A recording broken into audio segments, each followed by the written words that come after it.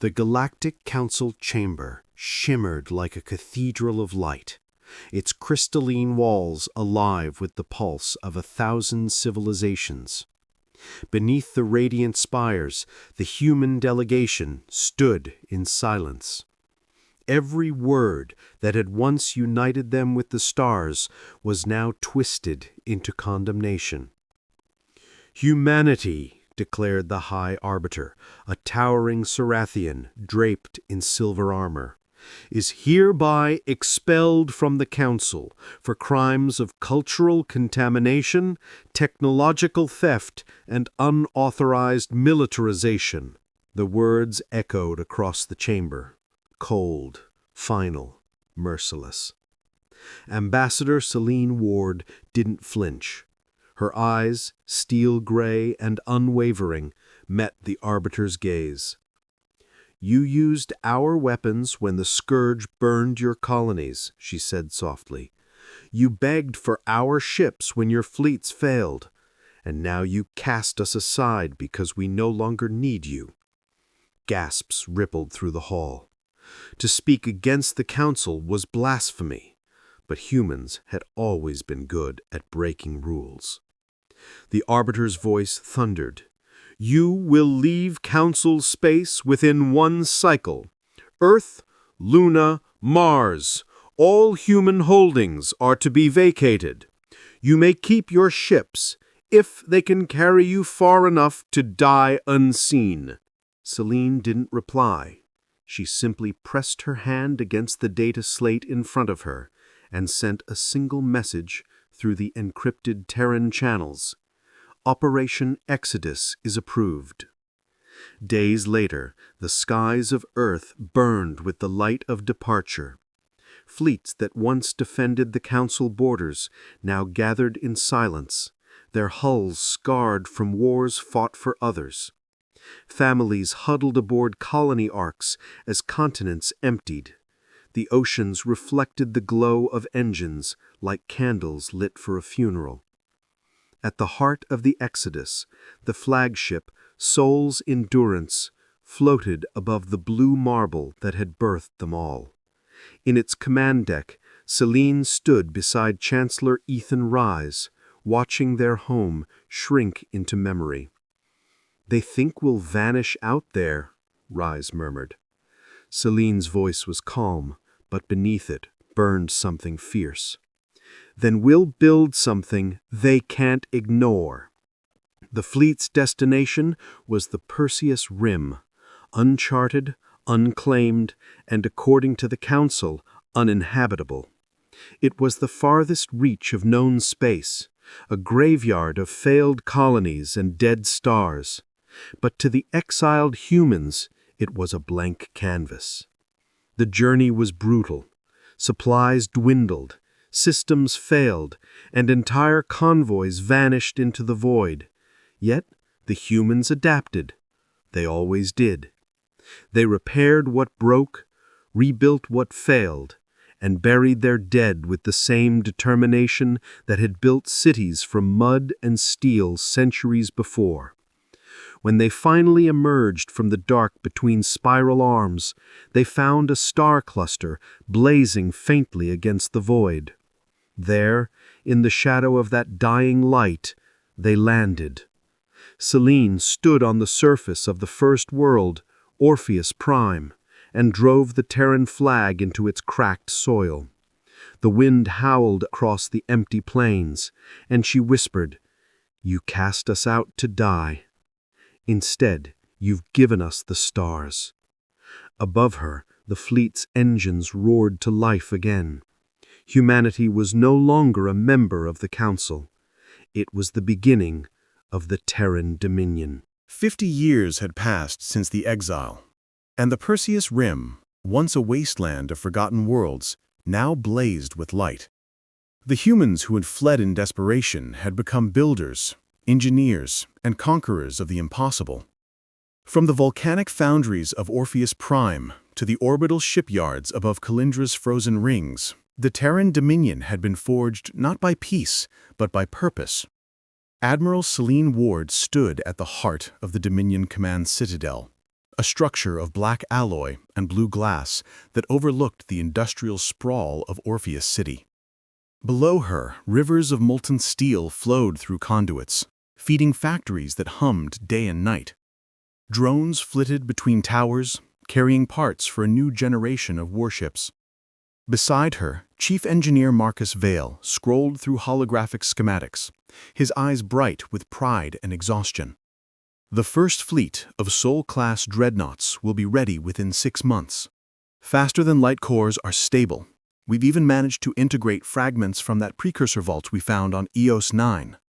Celine turned from the window, studying the ghostly blue projection of the ship. It was massive. Sleek lines, overlapping armor plating, and an energy signature unlike anything built before. The Council would call it heresy, she murmured. Marcus smiled faintly. They called flight heresy once, too. The Dominion's strength didn't lie only in its weapons. It lay in its unity. Humanity, fractured for centuries by politics and greed, had finally found a cause greater than itself. Every colony world sent resources and talent to the collective. Children learned history not as a chain of wars, but as lessons in endurance. The Dominion's creed was simple. We were exiled, not broken. On frontier worlds, settlers carved cities into asteroid belts and tundra plains. Terraformers shaped airless moons into emerald havens. Farmers cultivated crops that could grow under 3 suns, while engineers built orbital elevators that stretched into the void. Humanity's talent for adaptation, once their curse, had become their most powerful weapon. But not everyone looked kindly on the exiles' rise. Council patrols began to appear at the edges of Dominion space, their ships broadcasting warnings wrapped in false diplomacy. The message was always the same. Stay where you are. Do not expand. Humanity ignored them. When the first Terran dreadnought launched from the shipyards, the entire rim watched. Its hull gleamed black as obsidian, engraved with the Dominion's sigil, a phoenix rising from fractured chains. The name burned across its prow in gold script. Saul's Wrath. Celine Ward stood on the command deck as the engines ignited, shaking the atmosphere itself. She looked out into the dark and whispered, "This is not revenge. This is remembrance." The fleet rose, a storm of light and fire cutting through the void. Across the galaxy, merchants and refugees whispered tales of the exiles' return, of ships faster and stronger than anything the Council possessed. The Council had cast them out to die on the edge of creation. Instead, humanity had turned the edge into a forge, and the Dominion had begun to burn brighter than the stars that once rejected them. The Council had tolerated the Terran Dominion's existence for too long. What began as exile had grown into empire, and what was once dismissed as rumor, humans building fleets beyond the rim, had become undeniable truth. When Dominion trade convoys began appearing in Council-controlled sectors, carrying medicines, reactors, and technology far superior to sanctioned designs, the High Arbiter issued a decree: contain the humans, restore order, by force if necessary. 6 fleets under the Council banner gathered at Epsilon Reach, a star system claimed by both sides. Its lone habitable world, Virella, was a jewel of oceans and metal-rich continents, home to hundreds of thousands of settlers who had chosen to live under the Dominion banner. The Council declared them illegal colonists. The Dominion called them citizens, and between the two, war ignited. From the bridge of the dreadnought Soul's Wrath, Admiral Celine Ward watched the Council armada emerge from hyperspace. The sensor displays flared with signatures, cruisers, carriers, and the massive Aurora Prime, flagship of the Sarathian fleet. 6-to-1 odds, said Captain Reese, her second in command. They expect us to run. Celine's gaze stayed fixed on the stars. then we'll disappoint them. Behind her, the Dominion fleet, barely 100 ships, shifted formation. A silent pulse rippled across their systems as AI units synchronized into the ArcNet, a neural lattice linking every vessel's sensors and weapons as one living entity. "Activate the Titans," Celine commanded. At the edge of the system, 3 colossal silhouettes stirred. The Arc-Titans, living warships built from precursor cores and human engineering, unfolded their wings of plasma, each the size of a small moon. Their arrival sent ripples through the fabric of space, a visible distortion even from the planet's surface. The battle began with blinding fury. The Council's carriers launched waves of drone fighters, streaking across the void in perfect formation. The Dominion met them with coordinated flak bursts, turning swarms into ash. Then came the dreadnoughts, ancient vessels that unleashed energy beams capable of melting hulls in seconds. But the humans had learned from every war they'd ever fought. Their ships moved unpredictably, guided by pilots interfaced directly with AI cores. Sol's Wrath dove beneath plasma fire, spinning through debris and returning fire with rail cannons that tore through a Council cruiser like paper. For hours, the system burned. On Varella's surface, colonists watched the sky erupt in light, auroras of war, silent and terrible. The Dominion's networked fleet fought as a single organism, every move calculated, every sacrifice chosen. When the smoke began to clear, the Council Armada lay shattered, its flagships drifting, its survivors retreating into hyperspace. When silence finally fell, the Sol's Wrath hung over Virella, its hull scorched but unbroken. Admiral Celine Ward stood at the viewport, watching wreckage drift among the stars. "They'll call us monsters," Captain Reese said quietly. Celine's voice was steady. "They'll call us what they fear most. Equals." And with that, the Dominion's victory at Epsilon Reach became legend. Across the galaxy, whispers spread. The exiles had not only survived, they had surpassed. Decades after the Battle of Epsilon Reach, the galaxy had changed forever. The council that once ruled from its crystal spires on Velith Prime now clung to fading authority. Its fleets were crippled, its worlds restless, and its people, long oppressed by bureaucracy and fear, looked outward for hope. And out there, beyond the shadow of the spiral arm, the Terran Dominion shone like a second dawn. Under Admiral Celine Ward's leadership, humanity had done the impossible. They had not only survived exile, they had built a civilization that rivaled every other in strength, technology, and vision. Their ships patrolled the trade routes once monopolized by the Council. Their diplomats brokered peace among races long at war, and their colonies, carved from the ashes of uninhabitable worlds, became havens of innovation and equality. But not all were willing to accept the change.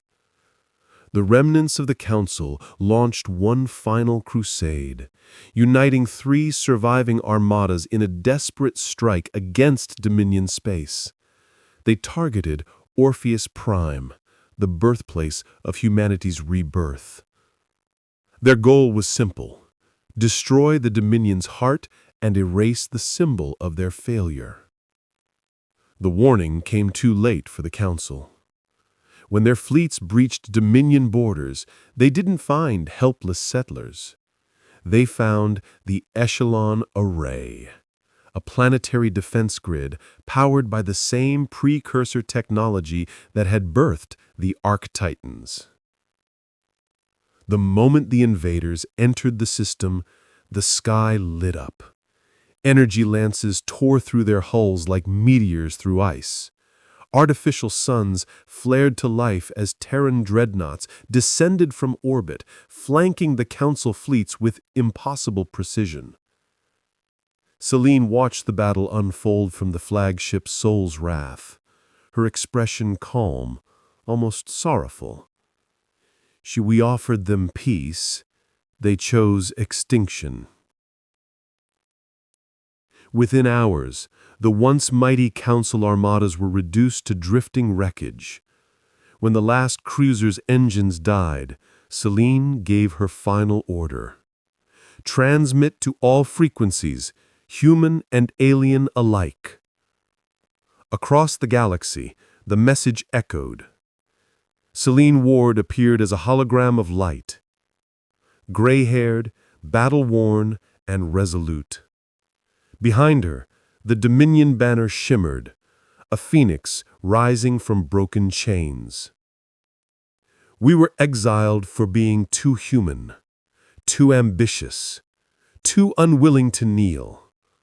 You feared our hunger, our defiance, our will to rise.